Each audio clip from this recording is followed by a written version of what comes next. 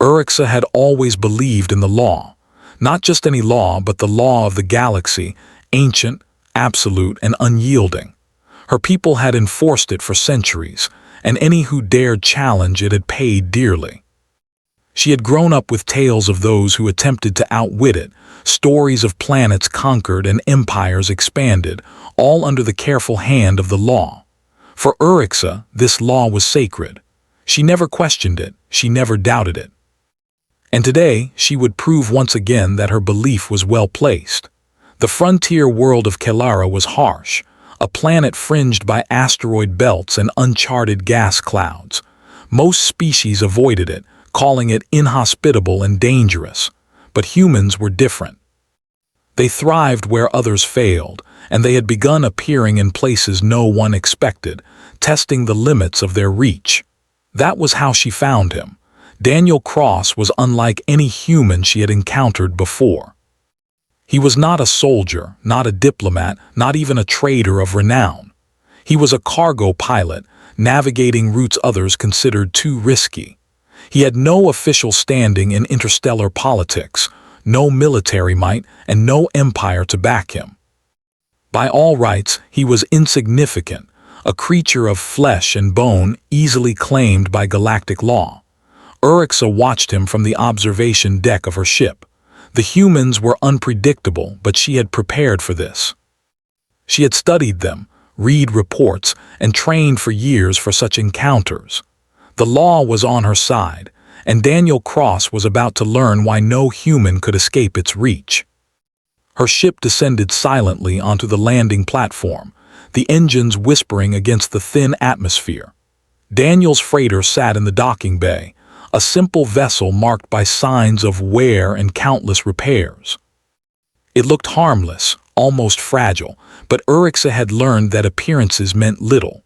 Her sensors confirmed what she already knew. The pilot was alone, unarmed, and unaware of the claim about to be made against him. She activated the docking bay doors, stepping onto the platform. Her uniform gleamed, symbols of her rank catching the dim light of Kelara's twin suns. Her presence was commanding, a reminder that she did not merely represent herself but the law itself. Daniel noticed her almost immediately. He was checking his cargo manifests when the platform shook slightly under her ship's landing. He looked up, curiosity flickering across his face rather than fear. Most would have panicked by now, not him. He had a calm, steady gaze that reminded Urixa of something she could not place.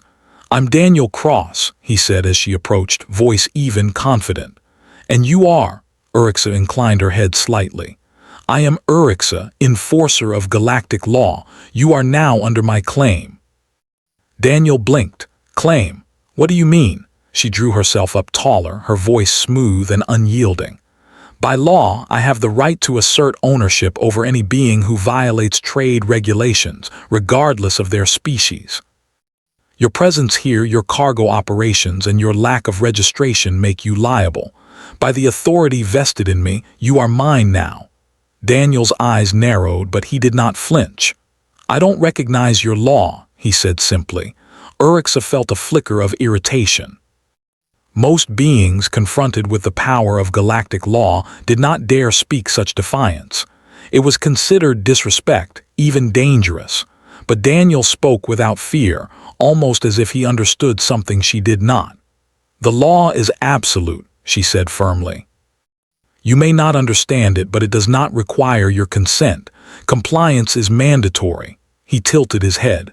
"Whose law?" Urixa paused. This was a trick question, one designed to challenge her authority. "The law of the galaxy," she replied, her voice sharper. "It has existed for thousands of cycles. It has never failed and it never will." Daniel leaned back slightly, crossing his arms. "I see." He didn't move or resist. He didn't panic. That calm was unnerving. "I suppose I should prepare to comply then." "Correct," she said, expecting submission. Instead, he produced a small device from his coat pocket and tapped it quickly. A soft holographic screen appeared, showing legal documents, permits, and trade records. He scrolled rapidly, his movements precise and deliberate. "You will need to escort me to the tribunal," he said calmly.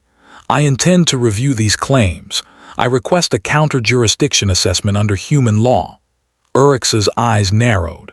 Humans, she had read, were clever and unpredictable, but they were also weak. Their laws were messy, inconsistent, and localized. To claim jurisdiction over a human meant bending every precedent. She had not expected him to challenge her. But this was a human flaw, bravery, recklessness, and foolishness all rolled into one. "You will comply with galactic law," she said firmly. "No human law applies here." He smiled faintly, almost imperceptibly. "We'll see about that." The journey to the neutral galactic station was tense. Oryxa maintained strict vigilance, monitoring every system, every communication, ensuring no interference. Daniel remained composed, studying her, studying the ship, and occasionally asking pointed questions about galactic customs and enforcement protocols. He seemed genuinely interested, almost as if he were cataloging her as a specimen rather than preparing to defend himself. When they arrived, the station was a hive of interstellar activity. Species from countless worlds moved through the corridors, some curious, some indifferent. Oryxa led Daniel directly to the tribunal chambers, expecting formal proceedings to proceed smoothly. The chamber was vast, with seats for representatives from every major empire, every law enforcement body, and every interstellar governing entity. The judges, a mix of species she did not recognize, regarded them silently.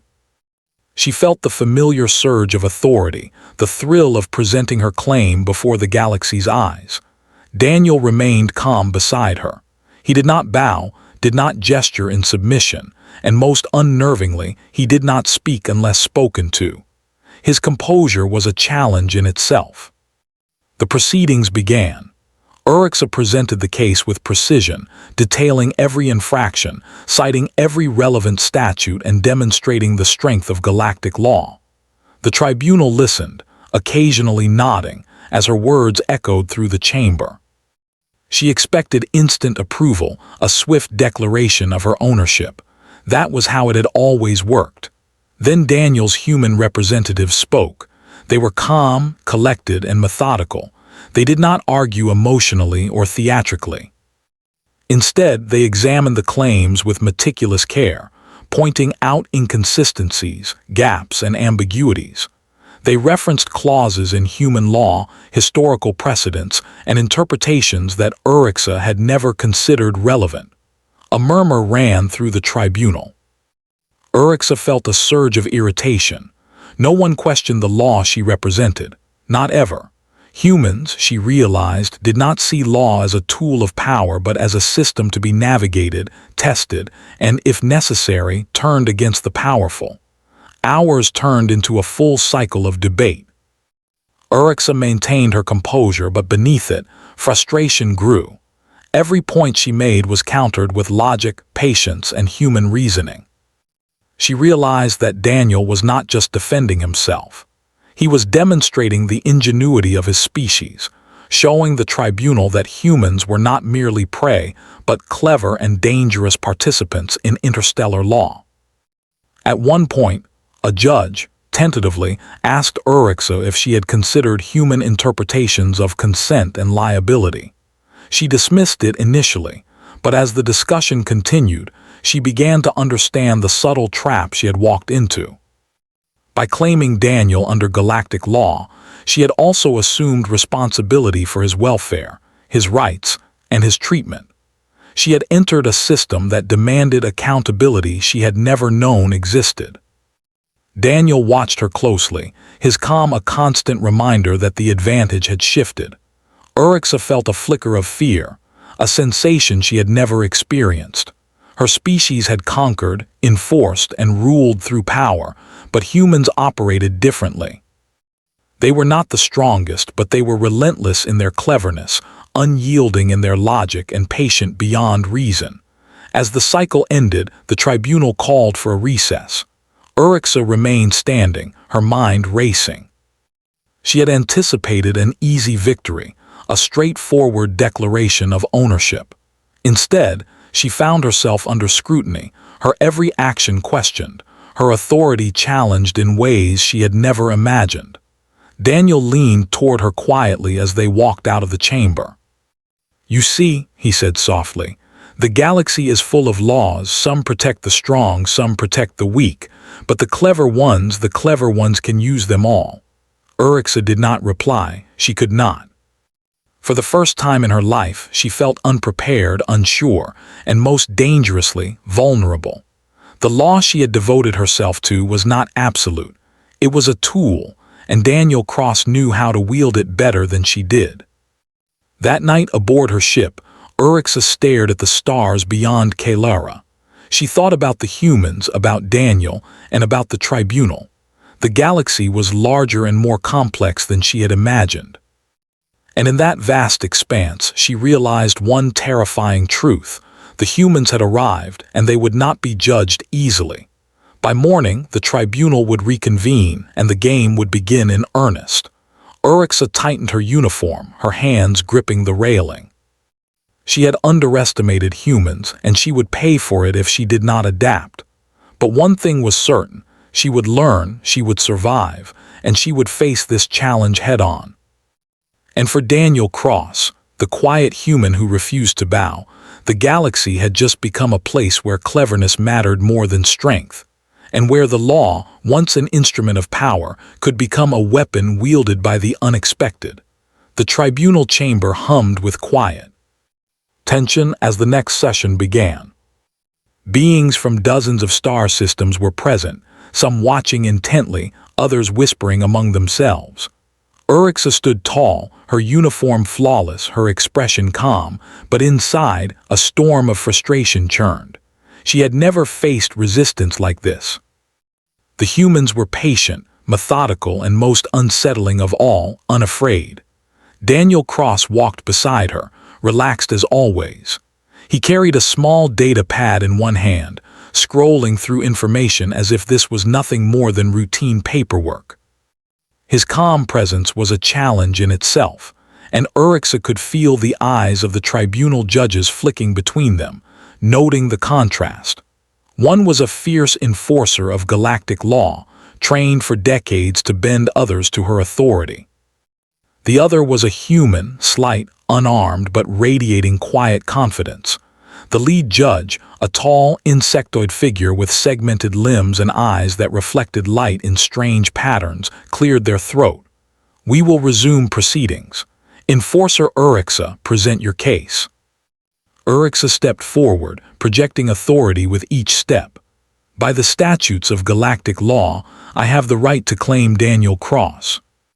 He has violated multiple interstellar trade regulations, conducted unauthorized cargo transport, and failed to register his vessel under proper jurisdiction. These violations make him liable for immediate seizure and enforcement." The tribunal murmured. Several judges nodded at her words, acknowledging the clarity and precision of her argument. Urixa smiled inwardly. Victory seemed certain, and yet she felt a prickling unease. Daniel's human advocate stepped forward. Unlike Urixa, he carried no weapons, no imposing presence. He simply opened a data pad and began to speak in calm, deliberate tones.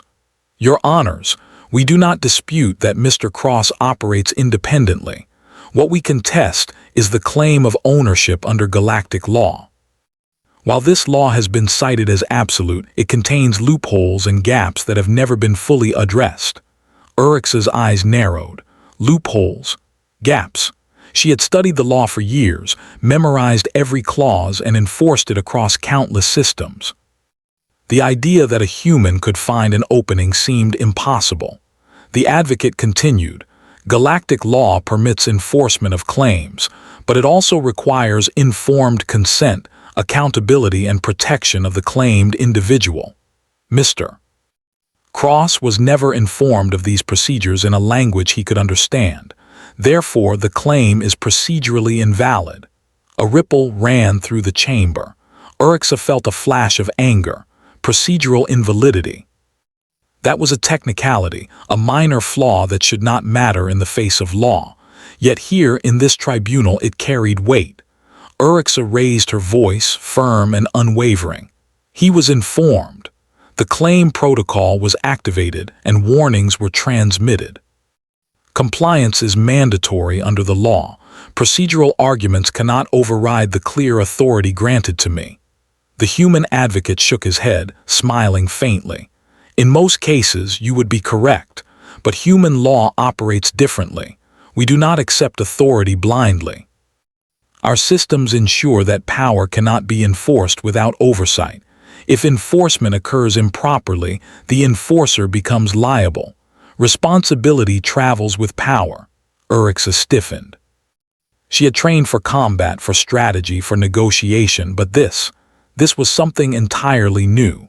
Responsibility, accountability, oversight, these were human concepts, foreign and uncomfortable to her. She had never been forced to consider the consequences of enforcing the law beyond immediate victory. The tribunal called for evidence. Daniel and his team presented records, messages, and interpretations of interstellar law that Urixa had not anticipated.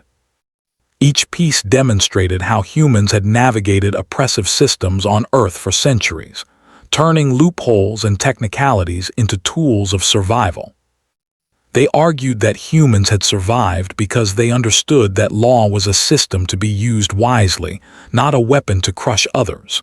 Urixa realized something she had never considered. The humans were not weak. They were not powerless. They were clever. And cleverness, she now understood, could bend even the strongest law. Hours passed. The chamber became a battlefield of intellect rather than force. Judges questioned her, probing for mistakes, inconsistencies, and oversights. Urixa answered each question, confident in her knowledge, yet slowly a pattern emerged. Each answer she gave created a new opening for human argument. Daniel remained composed, listening, occasionally whispering advice to his advocate. He did not act like a victim, nor did he plead. He was a strategist, observing, learning, waiting for the right moment. Urixa felt frustration grow into unease. She had expected fear, submission, or resistance. She had not expected cunning. The lead judge finally spoke, antennae twitching. Enforcer Urixa, it appears that while your claim is valid under traditional interpretations of galactic law, there are significant contradictions when applied across multiple jurisdictions, particularly in relation to human law. How do you propose to resolve these conflicts? Urixa's mind raced. She had no ready answer.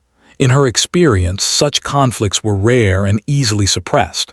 Humans, however, were unpredictable. She took a deep breath, projecting confidence even as her heart pounded. The law is clear. Enforcement must proceed as dictated. Any procedural issues are secondary to the authority granted. The human advocate shook his head. Authority alone does not override the rights of the individual. By your own claim, Enforcer Urixa is now responsible for Mr. Cross's welfare. Any failure to protect him, ensure proper treatment, or respect procedural fairness falls upon the enforcer. Liability is transferred alongside authority. A silence fell over the chamber. Urixa felt a chill. She had expected resistance from Daniel, but not this. She had expected complications, but not accountability enforced with such precision. She realized that humans had weaponized law itself. The tribunal adjourned for a short recess. Urixa remained standing, staring at Daniel. "Why are you doing this?" she asked quietly. "You have no power here. Why challenge me?" Daniel looked at her calm, almost amused. "Because you underestimated us. Because the galaxy assumes strength comes from dominance, and it does not. It comes from understanding, and I understand how to play this game." Urixa felt a mix of frustration and admiration. Humans were resilient, cunning, and unexpectedly dangerous. She had thought herself the stronger, the wiser, the one in control. For the first time, she felt uncertainty, a sensation she had rarely known. The next day, the tribunal reconvened. Evidence piled up, arguments grew more sophisticated, and Urixa found herself on the defensive. Every point she made was dissected, every precedent challenged. She began to see patterns in human reasoning that she had never considered. They were relentless, patient, and precise. A turning point came when the human advocate introduced the concept of responsibility chains. By galactic law, an enforcer claiming an individual assumed total control over their well-being. That control came with legal obligations, providing safety, sustenance, and rights protections. Any failure could result in penalties not just against the enforcer, but against their homeworld. Orcs's mind raced. She had never considered these obligations in such depth. Enforcement had always been about authority, about control. Now, that authority was a double-edged sword. If she continued, she could be punished for failing to meet obligations she had never been trained to manage. Daniel observed quietly, noting the change in her posture, the tension in her movements. Humans had survived not because they were physically stronger, but because they learned to exploit systems, and he intended to do exactly that. The tribunal grew tense as arguments extended into cycles of debate. Other species whispered among themselves, astonished at the human display of legal acumen. Orcs felt a growing sense of isolation. For the first time in her career, she realized she could lose, not to force, not to strength, but to intellect and strategy. By the end of the cycle, the tribunal had reached a tentative decision. Orcs's claim was suspended pending further review. She was ordered to remain within human jurisdiction under observation until a final ruling could be reached. Her authority was intact in form, but her freedom to enforce it was severely restricted. As they left the chamber, Daniel spoke softly. "You see now. Law is not just about power, it's about leverage, understanding, and patience. And humans, we've had plenty of practice." Orcs did not respond immediately. She was processing the implications. She had entered this tribunal expecting a simple victory. Instead, she had discovered that humans wielded law like a weapon sharper than any blade, and that intelligence, patience, and cunning could overturn centuries of tradition. That night, aboard her ship, Orcs stared at the stars. She thought about the humans, about Daniel, and about the tribunal. The galaxy was vast, filled with civilizations confident in their dominance. But humans were different. They were clever, adaptable, and relentless in ways that could not be measured by strength alone. For the first time, Orcs felt doubt. Not fear exactly, but a recognition that her assumptions had been flawed. Humans were not weak. They were formidable, but in ways her species had never considered, and Daniel Cross was living proof of that. By morning, the tribunal would resume, and the stakes would rise. Orcs knew she could not rely on traditional methods of enforcement. She would need to learn, adapt, and survive within this system that humans had mastered. And for Daniel, the quiet human who refused to yield, the galaxy had become a place where understanding and strategy mattered more than brute force, where patience and intellect could challenge the mightiest enforcers. The game had changed, and both of them knew that what came next would test not only the law but the very essence of human ingenuity. The tribunal chamber felt heavier that morning, charged with expectation. Beings from dozens of star systems filled the galleries, whispering and shifting in their seats. The previous sessions had already become legendary. Never before had a human challenged galactic law so thoroughly, and the galaxy had watched with growing curiosity. Orcs entered the chamber with measured steps, her uniform immaculate, her posture rigid. She had spent the night reviewing the case, analyzing every human argument and preparing herself for what she hoped would be a final confrontation. Yet inside, she felt a flicker of unease. Daniel Cross had not faltered once. His calm presence had become almost unnerving, and the tribunal's attention had shifted in subtle ways that made her realize how dangerous humans could be. Daniel walked beside her, unarmed and unthreatening, yet radiating confidence. His expression was quiet, composed, but his eyes sparkled with the clarity of someone who had anticipated every move before it was made. He was not arrogant nor boastful, but he carried the calm certainty of a species that had survived countless challenges through cleverness and perseverance. The lead judge, antennae twitching, addressed the chamber. "We are convened to render the final judgment regarding the claim of Enforcer Urixa over Daniel Cross. All evidence has been reviewed. Arguments have been presented. We now seek resolution." Urixa took a deep breath and stepped forward. "Honorable judges, I maintain that the claim is valid under galactic law. Mr. Cross violated interstellar trade regulations. My authority as an enforcer is absolute in this context. Any objection under human law is irrelevant. Enforcement must proceed." Daniel's human advocate raised a hand, speaking with calm authority. "Your honors, the matter is not so simple. While galactic law provides for claims of ownership, it also carries responsibilities, obligations, and conditions that must be met. Mr. Cross was never properly informed of these, nor has Enforcer Urixa demonstrated readiness to comply fully with the obligations her claim entails. We argue that the claim should be nullified or, at minimum, suspended until compliance can be verified under human and interstellar standards." The judges murmured among themselves, their segmented limbs flicking nervously. Urixa felt a flash of frustration. Humans were clever, undeniably so, but she had expected a resolution long before this. Yet as she watched, she realized something even more unsettling. The tribunal seemed to be reconsidering the foundations of galactic law itself.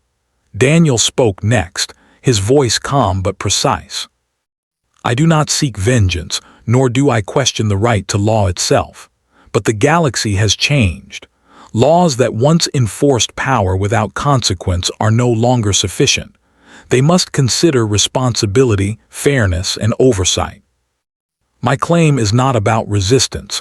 It is about demonstrating that the system must evolve." Urixa felt a tension in her chest she could not easily dismiss. Humans did not fight like other species. They did not rely on strength or intimidation. Instead, they relied on intelligence, patience, and an unyielding adherence to principles that could turn even the most absolute authority into something accountable. Hours passed as evidence was reviewed again. Tribunal members questioned Urixa, probing the details of her enforcement methods, her training, and her understanding of the obligations she had assumed by claiming Daniel. Every answer she gave, precise though it was, opened new avenues for human argument. The more she spoke, the more apparent it became that humans had mastered a form of indirect power, one that could challenge entire systems without ever raising a weapon. A judge spoke finally, antennae flicking thoughtfully. "Enforcer Urixa, it is clear that you have acted in accordance with the letter of galactic law. Yet there are significant concerns regarding the spirit of the law, particularly as it relates to interspecies responsibility. How do you intend to ensure compliance with obligations toward Mr. Cross, as required under these interpretations?" Urixa's voice faltered slightly. She had trained for combat, negotiation, and enforcement, but never for scrutiny of moral and ethical compliance at this level.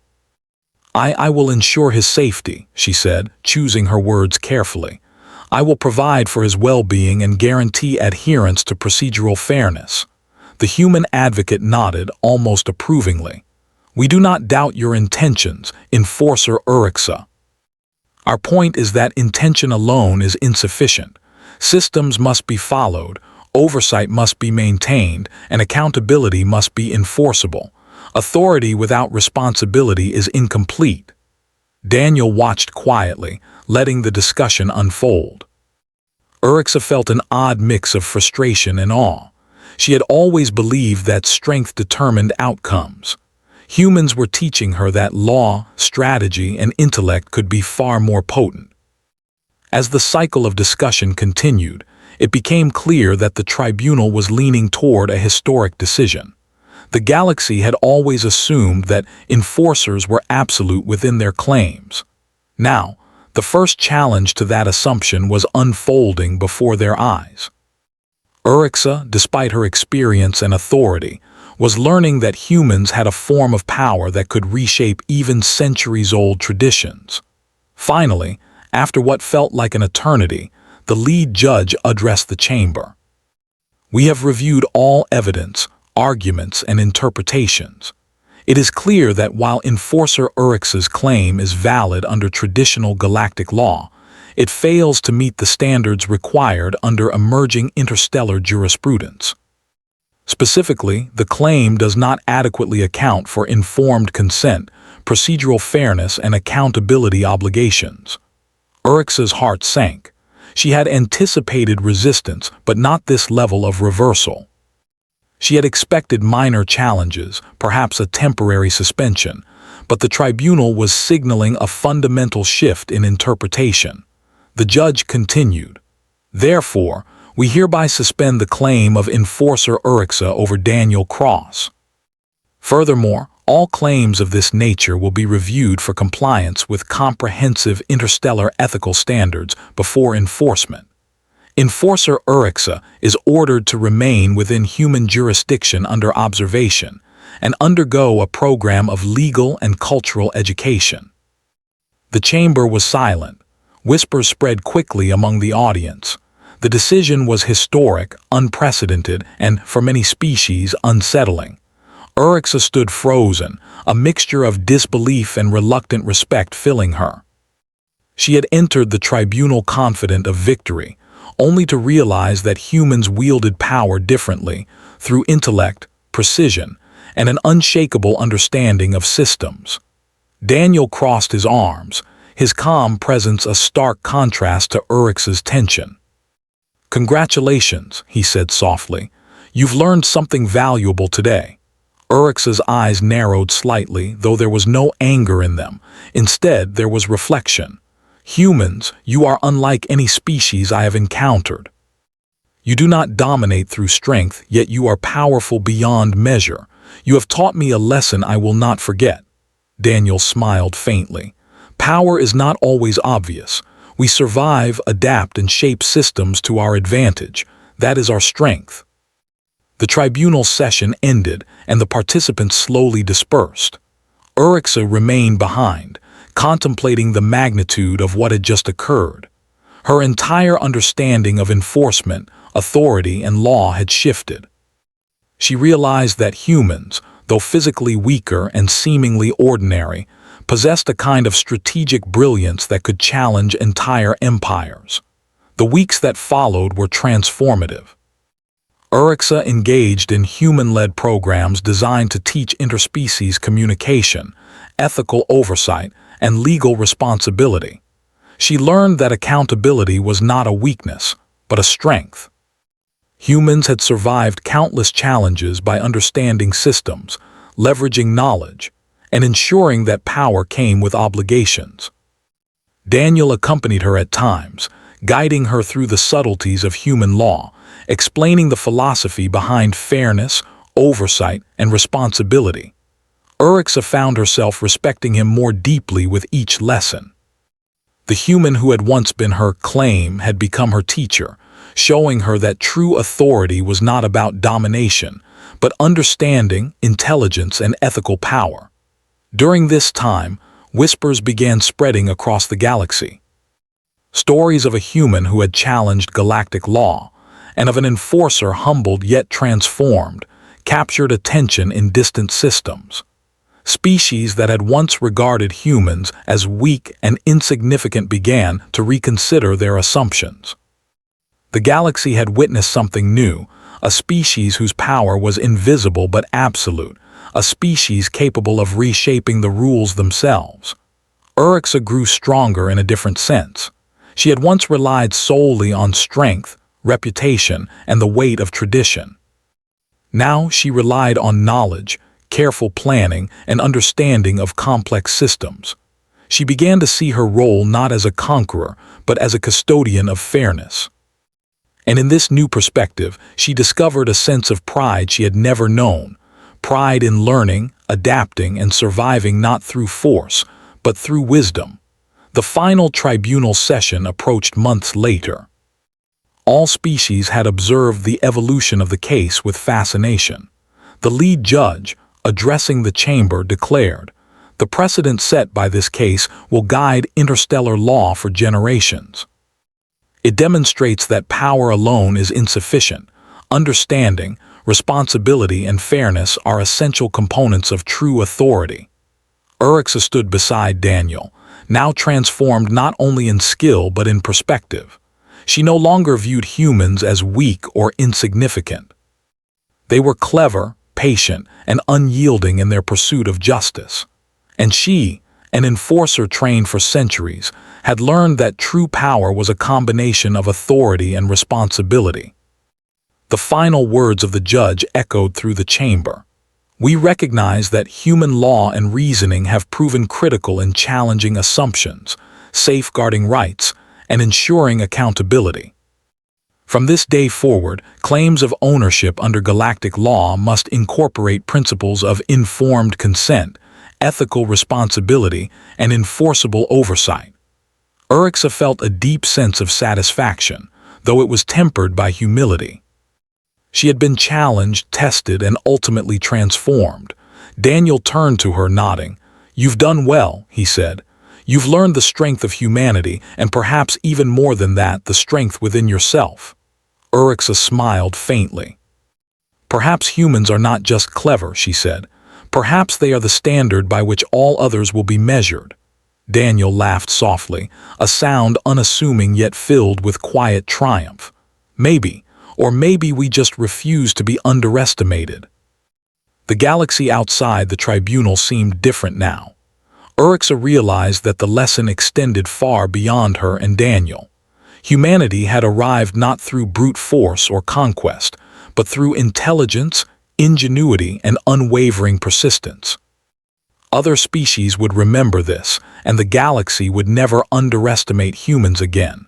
And as Orcs looked at Daniel, she understood something fundamental. Humans were formidable not because of strength, but because of understanding. They wielded law, reason, and intellect as weapons, and once unleashed, they could change the galaxy forever. Orcs' transformation was complete. She had entered the tribunal as an enforcer, confident in absolute authority. She left as a witness to the power of humanity, humbled, enlightened, and inspired. Daniel crossed the chamber, now free of claims, yet forever altering the balance of interstellar law. He was not just a survivor, he was a symbol of a species that could challenge empires, reshape systems, and demand respect through ingenuity alone. The galaxy had learned a lesson that day. Humans were no longer insignificant. They were clever, they were relentless, and they were just beginning to show the universe what true strength could mean. Orcs, once an enforcer of absolute law, now stood as an ally, a student, and a believer. She understood that the era of underestimating humans was over. And Daniel, quiet, calm, and unyielding, had proven that the species of Earth was a force that the galaxy could not ignore. The tribunal chambers emptied, but the echoes of human ingenuity reverberated across systems, spreading a single clear message: underestimate humanity at your peril.